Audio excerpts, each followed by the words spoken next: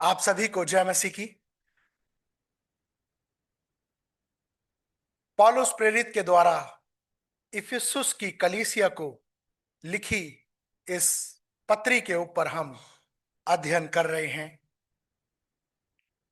आज जो खंड परमेश्वर के वचन में से लिया गया है वो हमें इफिसियो उसका 3 अध्याय और 7 पद से लेकर 13 पद तक मिलता है। और आज इसी खंड पर हम अपने ध्यान को केंद्रित करेंगे। जब हम मसीही जीवन के बारे में बात करते हैं तो मसीही जीवन के साथ एक चीज जुड़ी हुई है। मसीह जीवन के साथ परमेश्वर की सेवकाई जुड़ी हुई है।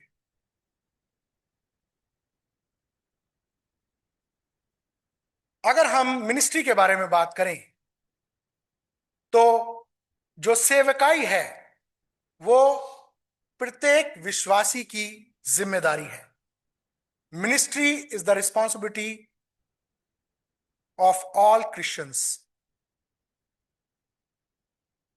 Ministry is God's idea.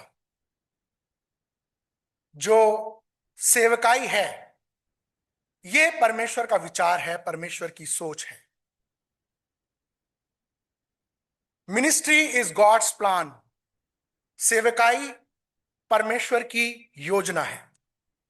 परमेश्वर ने अपनी सेवकाई को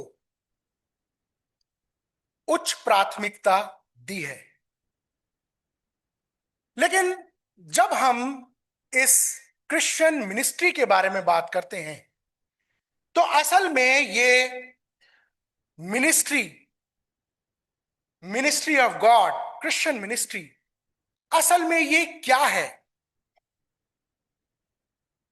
यदि हम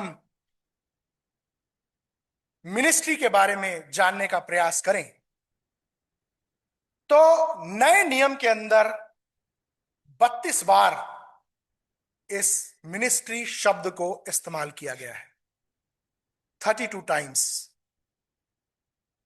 यूनानी भाषा में एक शब्द है डियाकोनियो, और इस शब्द डियाकोनियो का जब हम अंग्रेजी में अर्थ निकालते हैं तो इसका अर्थ होता है टू सर्व, सेवा करना। इसी में एक नाउन है जो नए नियम के अंदर इस्तेमाल किया गया है, वो है डियाकोनिया। और इस शब्द का जब अर्थ निकालते हैं तो इस शब्द का अर्थ निकलकर आता है ministry, service and support. Ministry का जो अर्थ निकलकर आता है वो है सपोर्ट, सहयोग। We support in the ministry of God. This is not my ministry, this is not your ministry, but we support God's ministry. हम परमेश्वर की सेवा को सपोर्ट करते हैं, अपना सहयोग देते हैं। असल में जो मिनिस्ट्री है वो सहयोग है। यहां पर एक और शब्द इस्तेमाल किया जाता है सेवकाई के बारे में, अगर हम बाइबल के अंदर देखें तो वो है डियाकोनोस, जिसका अर्थ होता है सर्वेंट, वन हु सर्व, जो सेवा करता है। आपने डीकन शब्द सुना है, डीकन। डीकन शब्द इसी डियाकोनोस शब्द में से निकलकर आया है, जिसका अर्थ होता है सेवा करने वाला, सेवक। पौलुस जब इस शब्द का इस्तेमाल करता है तो वो कहता है इस इफिसुस की पत्री के अंदर कि सेवकाई जो है ये परमेश्वर की ओर से गिफ्ट है। ये परमेश्वर के अनुग्रह के द्वारा हमें दान के रूप में दी गई है। उसके बारे में आज हम आगे बात करेंगे। परमेश्वर ने इस सेवकाई को अपने लोगों को दिया है। लेकिन इस सेवकाई की एक बहुत खूबसूरत बात यह है कि परमेश्वर ने अलग अलग धर्म, अलग अलग जाति, अलग अलग विश्वास, अलग अलग मत और अलग अलग पृष्ठभूमि के लोगों को चुन लिया ताकि वो सारे मिलकर केवल एक ही परमेश्वर की सेवा को कर सकें। ये परमेश्वर की सेवकाई की खूबसूरती है। परमेश्वर ने अपने लोगों को इस सेवकाई को सौंपा है।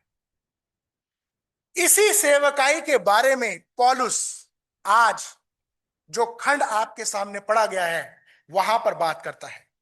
और हमारा जो फोकस होगा वो इसी सेवकाई के ऊपर आज होगा। पिछली बार जब मैंने प्रचार किया था 3 अध्याय 1 पद से लेकर 6 पद तक, तो उसका थीम मैंने रखा था the mystery of the gospel. और आज जो मेरी प्रीचिंग का थीम है वो है the mystery of God's ministry. परमेश्वर की सेवकाई का भेद या परमेश्वर की सेवकाई का रहस्य। और एज यूजुअल 3 पॉइंट सरमन मैं आप लोगों के साथ बांटना चाहूंगा। और पहला जो पॉइंट है मेरा वो है the divine call to serve the lord. The divine call to serve the lord, प्रभु की सेवा के लिए ईश्वरीय बुलाहट। आइए हम परमेश्वर के वचन में जाएं। 3 अध्याय 7 पद, पौलुस यहां पर इस प्रकार से कहता है, मैं परमेश्वर के अनुग्रह के उस दान के अनुसार जो उसकी सामर्थ के प्रभाव के अनुसार मुझे दिया गया उस सुसमाचार का सेवक बना। हम इंग्लिश में भी पढ़ लेते हैं। इंग्लिश स्टैंडर्ड वर्जन में इस प्रकार से लिखा है, of this gospel I was made a minister according to the gift of God's grace, which was given me by the working of his power. और पौलुस यहां पर अपनी सेवकाई जो परमेश्वर ने उसको सौंपी उसके बारे में यहां पर लोगों के ध्यान को लेकर आना चाहता है। आखिर वो क्यों अपनी जो परमेश्वर ने उसे अपनी सेवकाई के लिए चुना है उसके बारे में क्यों बात कर रहा है, क्यों बता रहा है कि मुझे परमेश्वर ने सुसमाचार की सेवकाई के लिए चुना है। वो इसलिए यहां पर अपनी सेवकाई के बारे में बात कर रहा है क्योंकि वो इस मिनिस्ट्री, इस सेवकाई की गहराई को लोगों को बताना चाहता है। आज बहुत सारे लोग सेवकाई करना चाहते हैं, ये बहुत अच्छी बात है, लेकिन इस सेवकाई की गहनता को, इसकी गहराई को समझना बहुत ज्यादा जरूरी है। और उसी के बारे में पौलुस यहां पर बात कर रहा है। और वो इस बात को कहता है कि मैं परमेश्वर के अनुग्रह के उस दान के अनुसार जो उसकी सामर्थ के प्रभाव के अनुसार मुझे दिया गया उस सुसमाचार का सेवक बना। वो यहां पर बताता है कि मेरा जो चुनाव हुआ है ये परमेश्वर के अनुग्रह के द्वारा हुआ है। और हर एक मिनिस्टर, हर एक सेवक, चाहे वो चर्च में सेवा कर रहा है, किसी भी तरीके से किसी भी मिनिस्ट्री के अंदर वो सेवा कर रहा है, चाहे वो किसी इवेंजलिकल वर्क, इवेंजलिकल मिनिस्ट्री के साथ जुड़ा हुआ है, चाहे वो डोर टू डोर इवेंजलिज्म कर रहा है, चाहे वो किसी संस्था के साथ जुड़कर काम कर रहा है, उसे परमेश्वर ने अपने अनुग्रह के द्वारा चुना है। और पौलुस भी यहां पर इसी बात को बताना चाहता है कि परमेश्वर ने मुझे अपनी सेवकाई के लिए चुना है और ये उसका अनुग्रह मुझ पर हुआ है। वो जब अपनी सेवकाई के बारे में बात करता है तो वो अपनी टेस्टमनी भी देता है। यहां पर नहीं, अगर हम 1 तीमुथियुस उसका 1 अध्याय और उसके 12 पद में पढ़ें तो वहां पर वो अपनी सेवकाई के बारे में बताता है और बताता है कि किस प्रकार से उसका चुनाव हुआ। यहां पर लिखा है पहला तीमुथियुस उसका 1 अध्याय 12 पद में, वो इस प्रकार से कहता है, मैं अपने प्रभु मसीह यीशु का जिसने मुझे सामर्थ दी है धन्यवाद करता हूं कि उसने मुझे विश्वास योग्य समझकर अपनी सेवा के लिए ठहराया। मैं तो पहले निंदा करने वाला, सताने वाला, अंधेर करने वाला तथा था, तो भी मुझ पर दया हुई, क्योंकि मैंने अविश्वास की दशा में बिन समझे बूझे ये काम किए थे, और हमारे प्रभु का अनुग्रह उस विश्वास और प्रेम के साथ जो मसीह यीशु में है बहुतायत से हुआ। वो यहां पर कहता है कि मैं इस योग्य नहीं था कि परमेश्वर की सेवा को कर सकूं, क्योंकि मैं तो मसीह लोगों को दुख देने वाला था, उनको सताने वाला था, उनको मार डालने वाला था। लेकिन तो भी परमेश्वर का अनुग्रह मुझ पर हुआ और मुझे सुसमाचार की सेवा के लिए चुना गया है। आपको, जो लोग परमेश्वर की सेवा कर रहे हैं, आपको परमेश्वर ने चुना है और परमेश्वर का अनुग्रह आपके ऊपर हुआ है। आपको उस अनुग्रह और उस चुनाव को समझने की आवश्यकता है। दूसरी चीज यहां पर वो एक और चीज कहता है, वो कहता है, अगर हम उसी खंड में दोबारा वापस आए, अपना इफिसियो उसका 3 अध्याय और 7 पद में, वो कहता है, मैं परमेश्वर के अनुग्रह के उस दान के अनुसार जो उसकी सामर्थ के प्रभाव के अनुसार मुझे दिया गया है, वो कहता है कि उसकी सामर्थ के अनुसार मुझे दिया गया है। ये कौन सी पावर की बात यहां पर पौलुस कर रहा है? ये कौन सी सामर्थ के द्वारा उसको ये सेवकाई सौंपी गई है? वो उसी सामर्थ के बारे में बात कर रहा है जिस सामर्थ के द्वारा परमेश्वर ने उसे मरे हुओं में से जीवित किया है। उसी सामर्थ के द्वारा इसको सुसमाचार की सेवा को सौंपा गया है। और वो 2 अध्याय, इफिसियो 2 अध्याय 5 और 4 से इस प्रकार से कहता है, परंतु परमेश्वर ने जो दया का धनी है, उसने बड़े प्रेम के कारण जिससे उसने हमसे प्रेम किया, जब हम अपने अपराधों के कारण मरे हुए थे तो हमें मसीह के साथ जिलाया।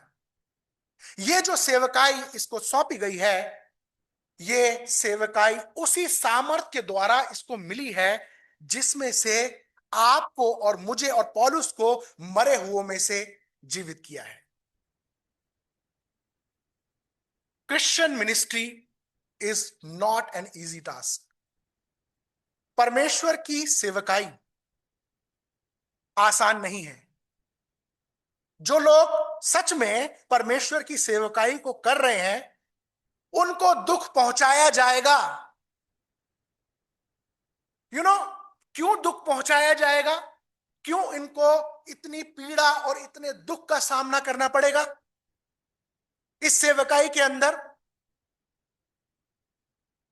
क्योंकि वो उद्धार के सुसमाचार को लोगों को बांट रहे हैं। पौलुस इस बात को कहता है, of this gospel I was made a minister according to the gift of God's grace, which was given me by working of his power. Of this gospel, इस सुसमाचार के कारण आज बहुत सारे पास्टर्स पीटे जाते हैं, उनको अपमानित किया जाता है, उनको जेलों में डाला जाता है, उनको उनके लिए खिलाफ षड्यंत्र रचे जाते हैं, उनके साथ बदतमीजी से पेश आया जाता है। आखिर क्यों उनके साथ ऐसा हो रहा है? क्योंकि वो उसी उद्धार के सुसमाचार को लोगों तक पहुंचा रहे हैं जिसके द्वारा लोग अनंत जीवन को प्राप्त करेंगे। ये सेवकाई आसान नहीं है। Sometimes we lose hope, sometimes we give up. कई बार जीवन के दुखों में, जीवन की परेशानियों में हम गिव अप कर देते हैं, हम हार मान लेते हैं।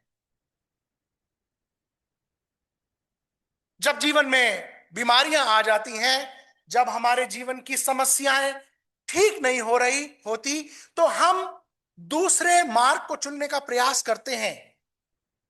हम सोचते हैं कि आखिर क्यों मैं प्रभु में बना हुआ हूं या बनी हुई हूं, मैं क्यों इस सेवकाई से अलग नहीं हो जाता।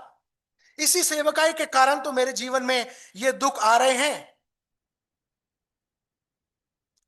जो इस पत्र को लिख रहा है वो अपनी पीड़ाओं का जिक्र करता है, और उसकी पीड़ाएं कोई छोटी मोटी पीड़ाएं नहीं थी।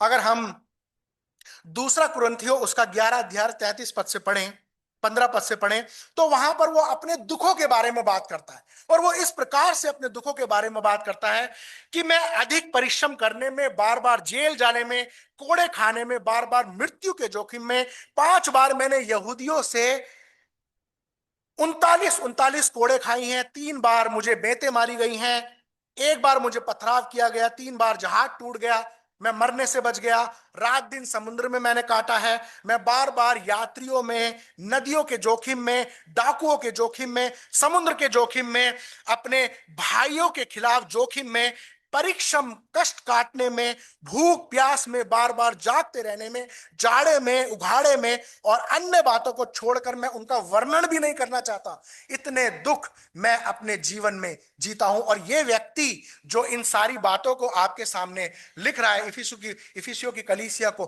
खुद जेल में बैठकर परमेश्वर के अनुग्रह के बारे में बात कर रहा है। क्या आपने और मैंने इससे बढ़कर दुख अपने जीवन में जिया है? इस दुख को जो पौलुस अपने दुख के बारे में यहां पर बात कर रहा है, क्या आपने और मैंने उस दुख को महसूस किया है? इतना दुख उठाने के बाद भी वो परमेश्वर के अनुग्रह और उसकी सुसमाचार की सेवकाई के बारे में यहां पर बात कर रहा है। हम सब लोग सेवकाई को तो करना चाहते हैं, लेकिन उसकी गहनता को नहीं जानना चाहते। एक धर्मशास्त्री है, उसकी कोट मैं आप लोगों के साथ शेयर करना चाहता हूं। वो कहता है, your greatest ministry will most likely come out of your greatest hurt. आपकी सबसे बड़ी सेवकाई संभवतः आपके सबसे बड़े दुख से निकलेगी। आपको अपने जीवन में दुख उठाना पड़ेगा। यू नो, बाइबल कॉलेज का मेरे जीवन में एक बहुत बड़ा फायदा जो मैं समझता हूं वो ये है, बाइबल कॉलेज जाने का। जब मैं रॉ मटेरियल था, शुरू शुरू में जब मैं बाइबल कॉलेज में गया, ना मुझे बाइबल के वचन का ज्ञान था, ना मैं मुझे सेवकाई के बारे में कोई ज्ञान था, ना मुझे सेवकाई का अनुभव था। मैं एक रॉ मटेरियल था। जब मैं वहां पर गया तो बाइबल कॉलेज के अंदर हमारे दिमाग में इस बात को बैठा दिया गया था कि जिस परमेश्वर की सेवकाई के लिए तुम यहां पर तैयार हो रहे हो, उसके लिए तुम्हें दुख उठाना पड़ेगा। और जब तुम्हारे जीवन में वो दुख, वो परेशानियां आए, तो तुम अपने आप से यह प्रश्न मत करना कि मेरे जीवन में दुख क्यों आ रहे हैं, क्योंकि मसीह के लिए तुम्हें दुख उठाने पड़ेंगे। You cannot run away from persecution, suffering. You cannot run away from the problems, difficulties which you will face in your ministry. और उन्होंने इस बात को कहा कि उसी सेवकाई में जिसमें तुम्हें दुख उठाने पड़ेंगे, परमेश्वर की सामर्थ जिसने तुम्हें यहां भेजा है, वही उन मुसीबतों में तुम्हारी सामर्थ बन जाएगी। वही सामर्थ तुम्हें उन मुसीबतों से लड़ने में सहायता करेगी। प्रियो, यहाँ सूखा या गीला परमेश्वर की सेवकाई आसान नहीं है, लेकिन जो लोग सचमुच इस सेवकाई को ईमानदारी के साथ करते हैं, परमेश्वर की सामर्थ उनके जीवन में कार्य करती है और उन्हें अंधकार की शक्तियां किसी भी प्रकार से नहीं रोक सकती।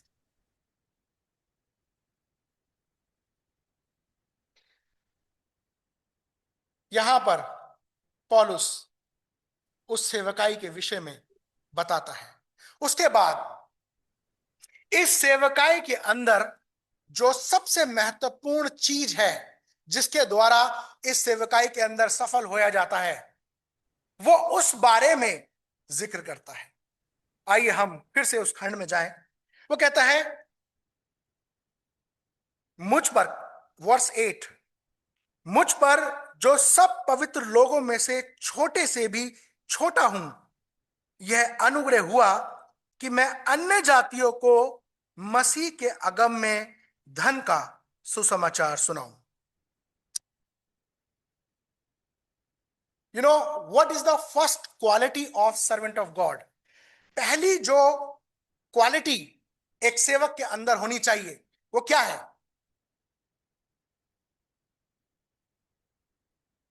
पहली क्वालिटी एक सेवक के अंदर जो होनी चाहिए वो है हम्बलनेस। यहां पर पौलुस कहता है मुझ पर सब पवित्र लोगों में से छोटे से भी छोटा हूं।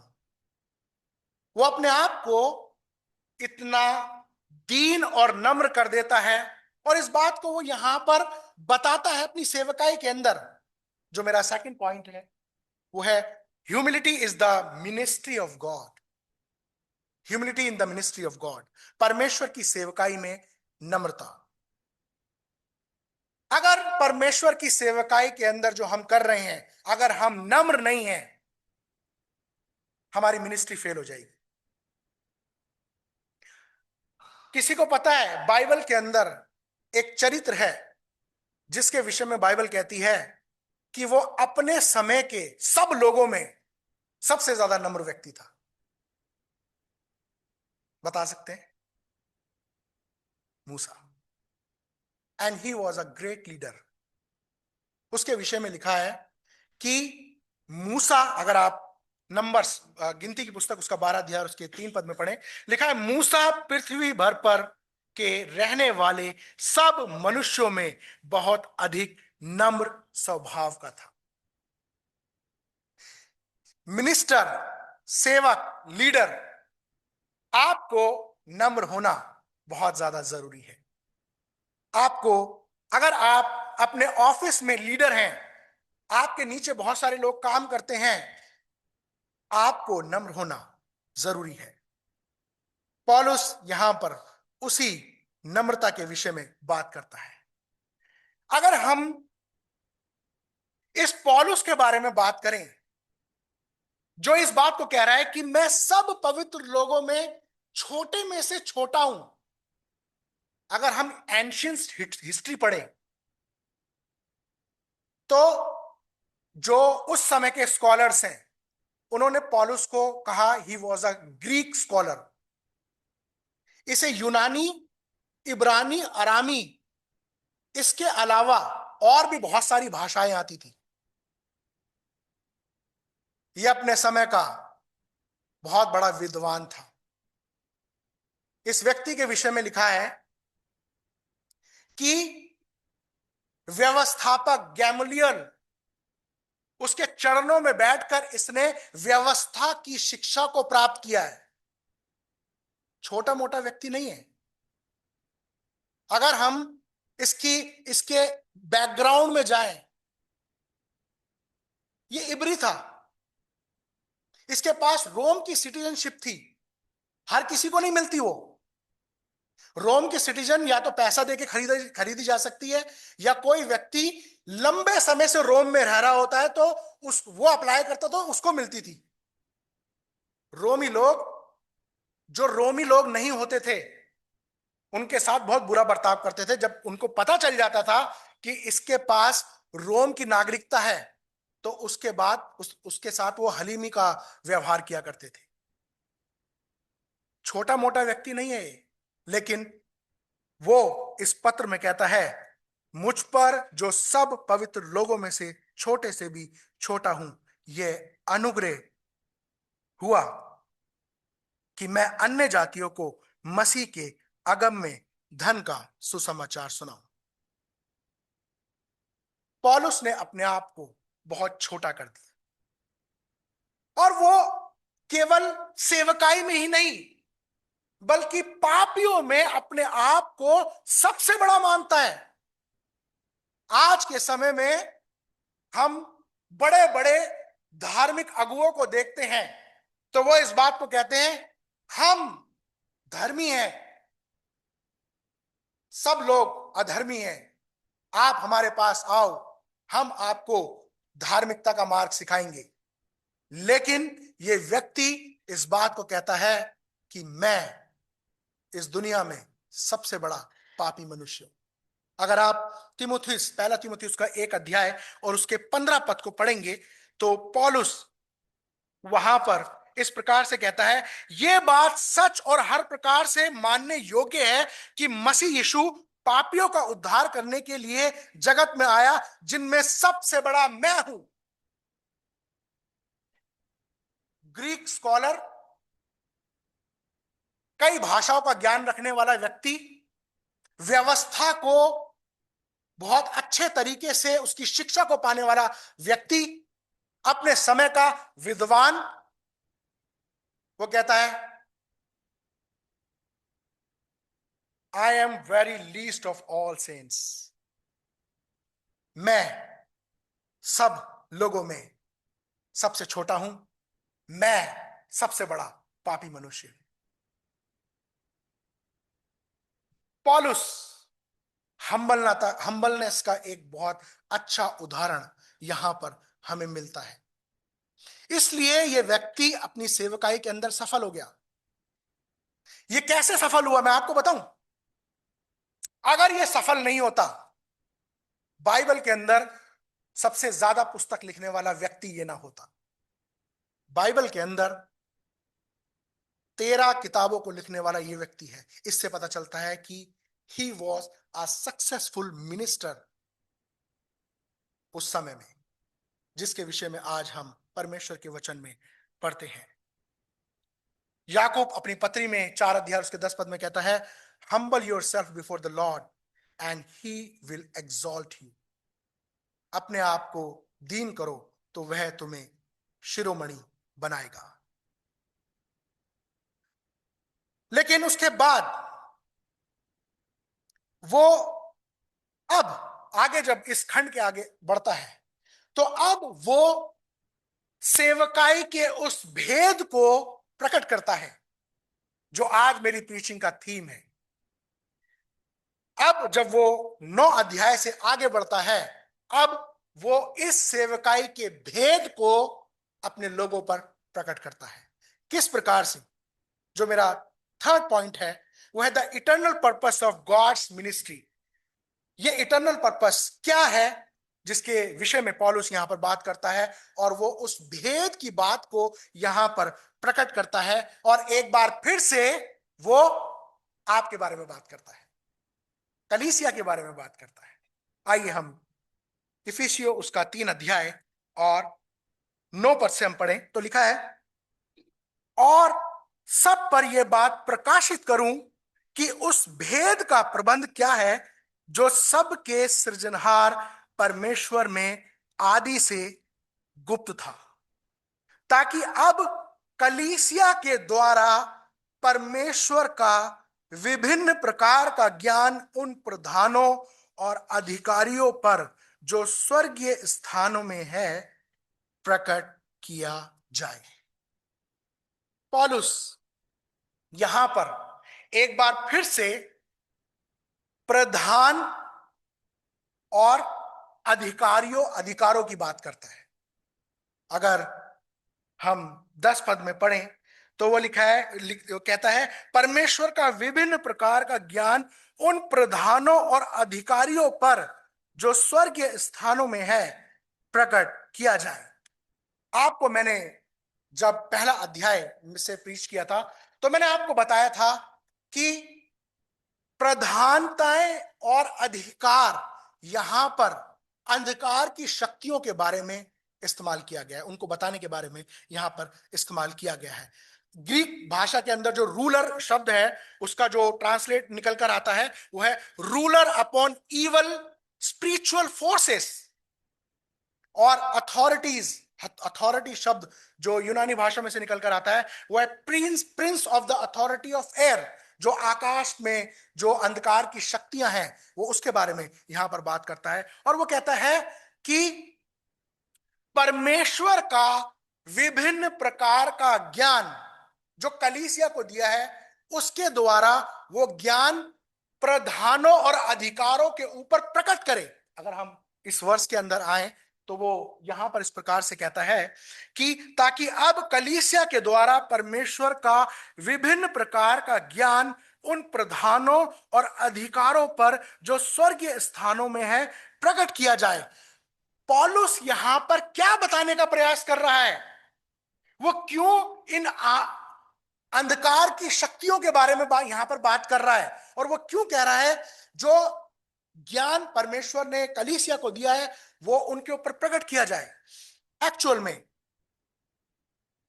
पौलुस यहां पर यह बताने का प्रयास कर रहा है सुसमाचार को प्रचार करने के द्वारा अलग अलग धर्म, अलग अलग जाति, अलग अलग समाज के लोग इकट्ठा होते हैं और इकट्ठा होकर एक कलीसिया बनती है और अलग अलग ज्ञान, विभिन्न प्रकार का ज्ञान एक जगह इकट्ठा होता है और उस ज्ञान को, उस कलीसिया को, उस कलीसिया की एकता को जो परमेश्वर की देह है वो उस कलीसिया को कि ये यूनाइट है इस बात को वो प्रधानों और अधिकारों को, अंधकार की शक्तियों को वो दिखाना चाहता है। वो दिखाना चाहता है कि परमेश्वर के सुसमाचार के द्वारा जो अलग अलग धर्म, अलग अलग जाति, अलग अलग समाज जिसको अंधकार की शक्तियां एक दूसरे से दूर करके उनके बीच में बैर को उत्पन्न करना चाहती है, उसी सुसमाचार के द्वारा परमेश्वर ने अलग अलग ज्ञान जो अलग अलग प्रकार के लोग हैं उनको इकट्ठा करके कलीसिया में जोड़ा है और परमेश्वर ने उनको बताया है कि देखो ये वो परमेश्वर की देह है और ये बात वो उस प्रधान और अधिकारों के ऊपर प्रकट करता है। ये अंधकार की शक्तियां कलीसियाओं को तोड़ना चाहती है और परमेश्वर अपने इन लोगों के द्वारा, इस कलीसिया के द्वारा इन अंधकार की शक्तियों को अपने राज्य का नमूना दिखाना चाहता है। वो इस बात को कहता है कि ताकि अब कलीसिया के द्वारा परमेश्वर का विभिन्न प्रकार का ज्ञान उन प्रधानों और अधिकारियों पर जो स्वर्गीय स्थानों में है प्रकट किया जाए, ताकि वो इस बात को जान ले कि ये कलीसिया परमेश्वर की देह है। आज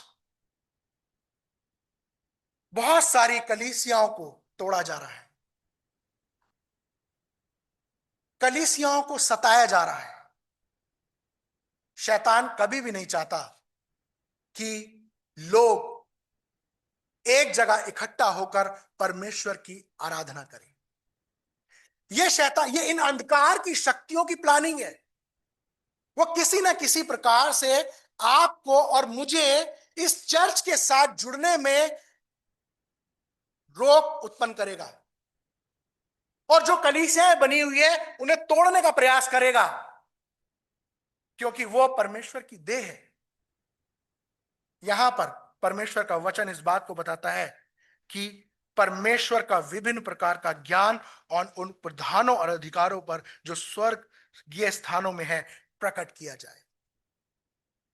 इस चर्च को दिखाकर परमेश्वर उन अंधकार की शक्तियों को का नाश करना चाहता है। कई बार हम परमेश्वर की आराधना को प्रायोरिटी नहीं देते हैं। मैं आपसे कहना चाहता हूं आराधनाओं को मिस ना करें, प्रार्थनाओं को मिस ना करें। बेवजह और कामों को करने की बजाय कलीसिया में, सेवकाई में, परमेश्वर के कार्यों में जुड़ना जरूरी है। और परमेश्वर चाहता है कि लोग यूनाइट रहें ताकि वो इन अंधकार की शक्तियों के ऊपर अपने ज्ञान को प्रकट कर सके। ये अंधकार की शक्तियां आपको परमेश्वर के साथ जुड़ने में रोकने का हर संभव प्रयास करेंगी, वो रोकने का प्रयास करेंगी। पौलुस यहां पर बताना चाहता है कि यही सुसमाचार का भेद है कि वो कलीसिया को स्टैब्लिश कर सके। इस सुसमाचार का विशेष पर्पस यही है